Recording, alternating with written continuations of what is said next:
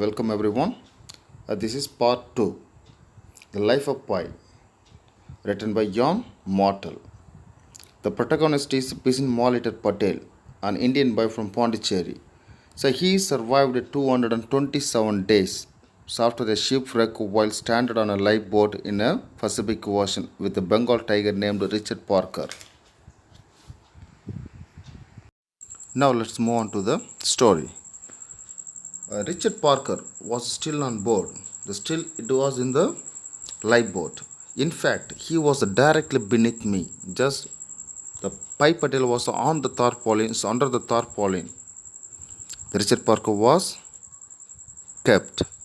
The incredible that such a thing should need consent to be true, but it was only after much deliberation upon assessing various mental items and points of view that I concluded that it was not a dream of a delusion or a misplaced memory or a fancy or any other such a falsity, but a solid true thinking witnessed while in the weakened, highly agitated state.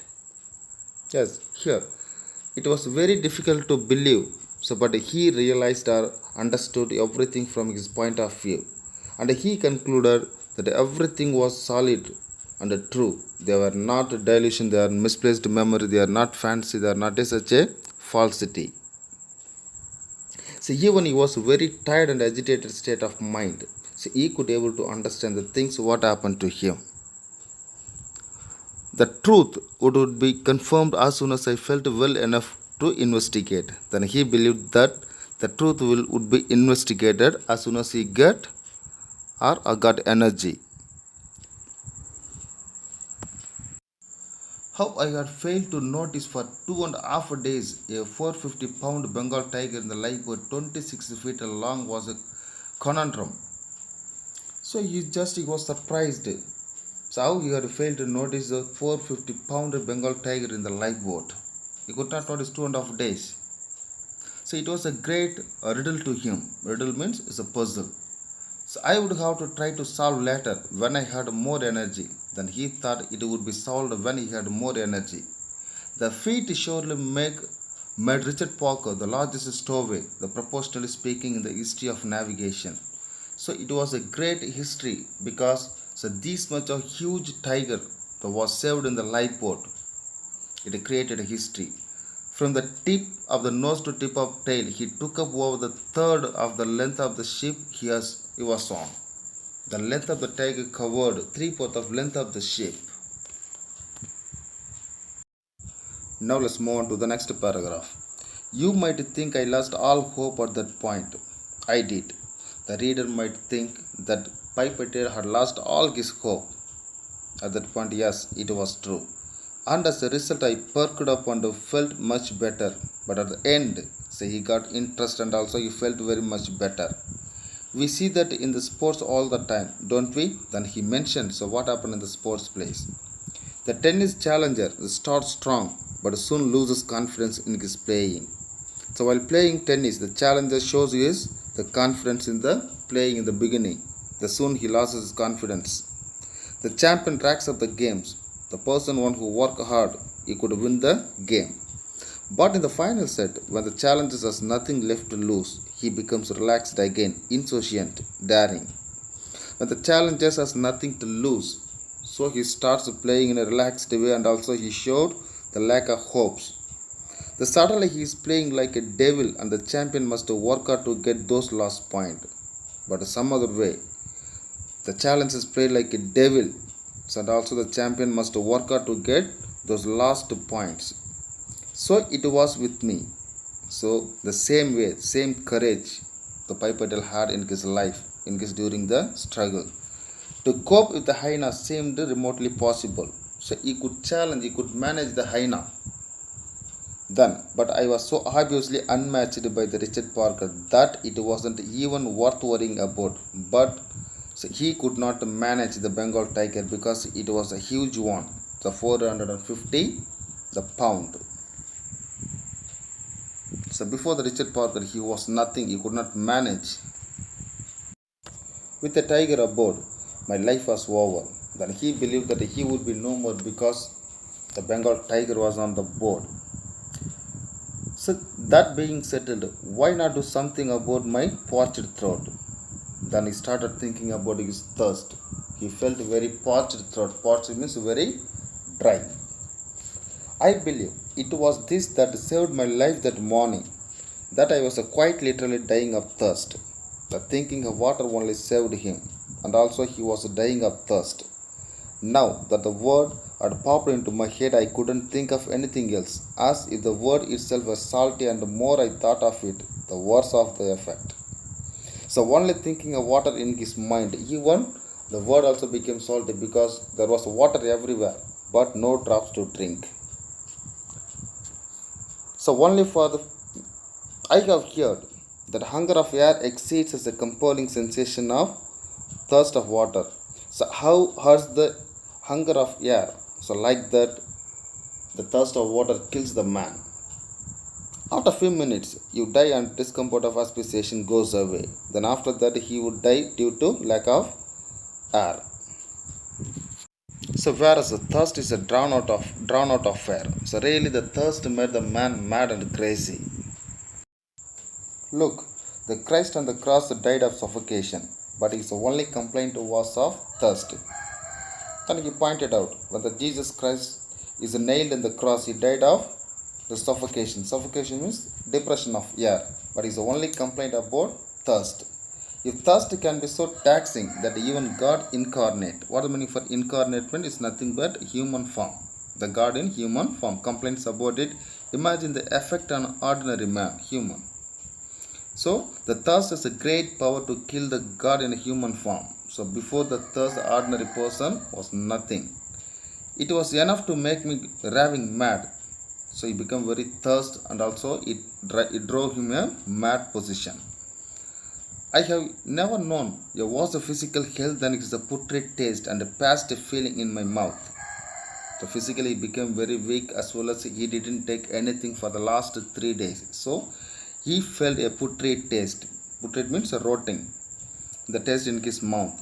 This unbearable pressure at the back of the throat. This sensation that my blood was turning to thick syrup that barely flowed. Then he felt that his whole blood turned into a thick syrup as it barely flowed into his body. That truly, my comparison, the tiger was nothing. And so I pushed aside all thoughts of Richard Parker and fearlessly went exploring for fresh water. Here is a thirst overpowered is a fear of Richard Parker, and he went about exploring for fresh water in the lifeboat. So he had to move on the boat. The diving rod in my mind dipped sharply, and a spring gushed water when I remembered that I was on a genuine regulation lifeboat, and that such a lifeboat was surely outfitted with supplies. The thinking about water directed him to find the water in the lifeboat because it was a genuine lifeboat. So all the genuine lifeboat was fitted with all kind of supplies for the sailors. That seemed likely a perfectly reasonable proposition. Proposition means for the next usage of for the next few days. So what captain would fail in so elementarily a way to ensure the safety of the crew? Then he believed that all the captain of the ships so made all the facility for their crew. That means they will stuff the boat with all the necessary things while traveling. What ship chandler would not think of making a little extra money under the noble guise of saving lives? The chandler is nothing but dealer in supply for food in the ships. Then the dealer of the ship would not think that providing necessary things in the boat for sailor was expensive. Then it was settled. So there was water aboard. So all I had to do was find it, so which meant I had to move. Then he believed that there would be water in the lifeboat. So he had to move one place to another to explore the fresh water in the lifeboat. I made it to the middle of the boat, to the edge of the tarpaulin. It was a hard crawl. He crawled and moved in the middle of the boat on the tarpaulin. I felt it was climbing the sides of the volcano. Just crawling on the tarpaulin is just compared with the climbing on the sides of the volcano. And I was about to took over the rim into the boiling cauldron of the orange lava. So cauldron is nothing but it's a big pot. So here the blackboard is the cauldron because it was in orange color. So orange color is the survival, the color of survival. I lay flat, is simply pinned with the tarpaulin. I carefully brought my head over. I did not look over any more than I had to. Just he had to find the water. He did not want to see any other things in the lifeboat. I did not see Richard Parker. He did not notice the Richard Parker under the tarpaulin.